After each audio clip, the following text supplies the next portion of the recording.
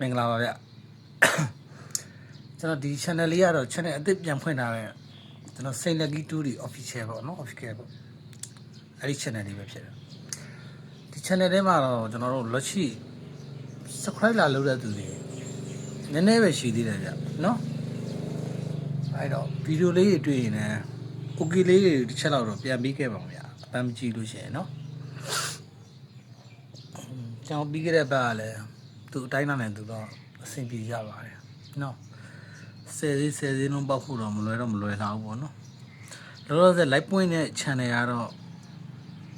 Master 2D channel တခုပဲလောလောဆယ်လွှင့်လို့ရပါပေါ့နော်အဲ့ channel ကပဲလွှင့်ပေးဦးမှာပဲဖြစ်ပါတယ်နော် okay အဖေဝင်နေတဲ့သူချင်းတော့ကျွန်တော်တပတ်စာ1000တော့သတ်မှတ်ထားတယ်ပေါ့နော်အဲ့ဒါလေးကတော့ကျွန်တော်ကွန်မန့်မှာလည်း Viber ဖုန်းနံပါတ်တင်ပေးထားမှာပေါ့နော်6999683ပေါ့နော် Viber သုံးတယ်ပေါ့နော်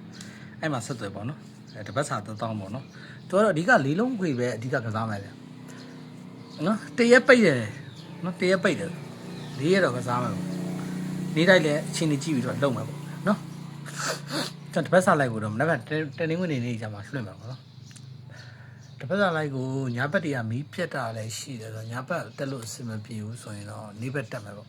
နေ့ကင်းပိုင်းပဲဖြစ်ဖြစ်မနက်ပိုင်းပဲဖြစ်ဖြစ်အဲ့လိုမျိုးတက်မယ်နော်အခုလောလောဆယ်တော့ကနန်းကြီးရှာပြီးတော့စဉ်းစားနေတယ်ပေါ့အဲ့တော့ channel လေးတွေအကောက်လေးတွေပွင့်အောင်တော့ကျွန်တော်လည်း